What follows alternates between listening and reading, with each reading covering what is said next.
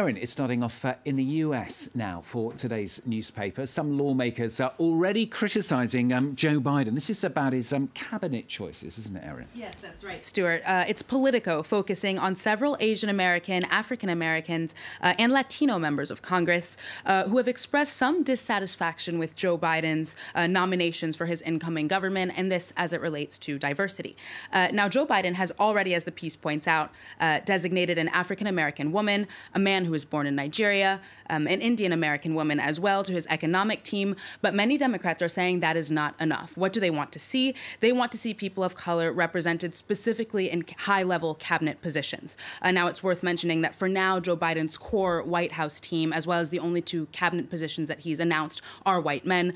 So Democrats are saying, at least the kind of progressive wing of the Democratic Party is saying they want to see more diversity there.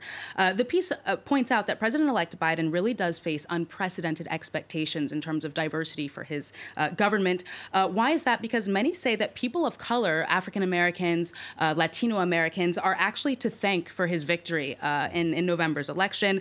So many are saying he essentially owes them a seat at the table. And then on top of that, the United States, Stuart, is of course still reckoning with the kind of ongoing race question after in the wake of George Floyd's killing.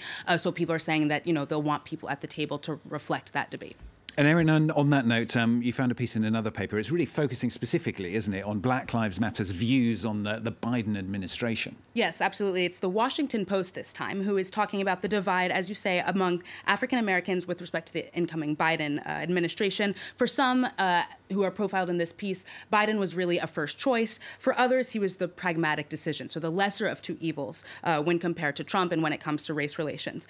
So many in the latter case are saying that they are concerned about Joe Biden's passport, for example, for the 1994 crime bill, which of course had disproportionately affected African Americans with mandatory minimum prison sentences, as well as other tough on-crime policies. So people are saying that they're hoping that he will prove that he has moved on to that and that that will be reflected again in his cabinet.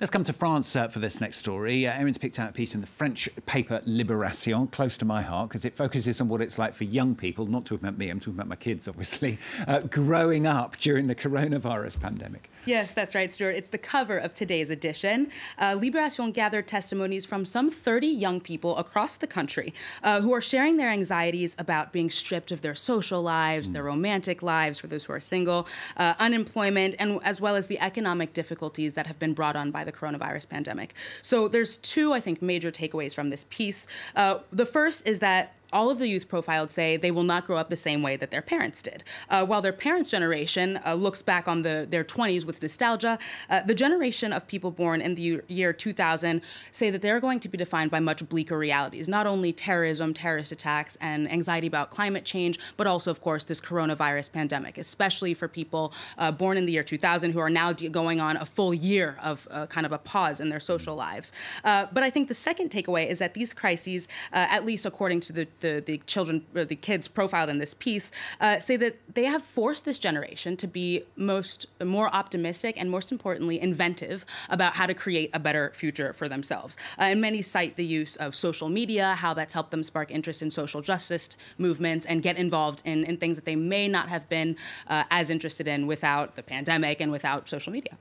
Agree with that. One of my daughters born in 2000, so there you go. One of these pieces focuses specifically, doesn't it, on how the generation is more comfortable with gender identity as well. Exactly. So tailing again off of why young people say that social media has been so beneficial to their generation. In this same series, Libération did one piece specifically focused on transgender kids here in France. Now, the title of this piece reads, "I want to be able to look at myself in the mirror and say, that's me." So the subtext, of course, is that they're comfortable with what they see in the mirror.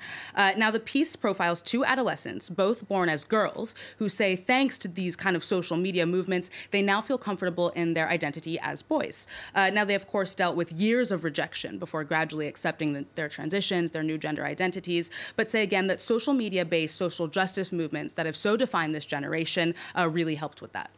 And finally from Erin, we've just got time to talk about the unveiling of a statue. This is a statue of former Prime Minister in the UK, not unveiled yet, but it's set to receive a less than flattering welcome, isn't it? Yeah, that's right, Stuart. It's not any former Prime Minister. No. It's Margaret Thatcher, who, of course, is a notoriously controversial and kind of divisive former Prime Minister. Now, a council in her hometown of Gratham is set to approve spending £100,000 to unveil a 20-foot tall monument, which will also sit atop a 10-foot block to prevent vandalism. Well, Margaret Thatcher's most virulent critics have found a way around that kind of anti-vandalism block, and they plan to protest the unveiling instead with an egg-throwing contest. Now, this, again, social media, more than 11,000 people have said that they are interested in the event, with more than 2,000 already confirming that they will be attending. Now, people, why are they so upset? Not only because Margaret Thatcher is kind of a controversial historic figure, but also because they say, you know, we're in the middle of a global pandemic.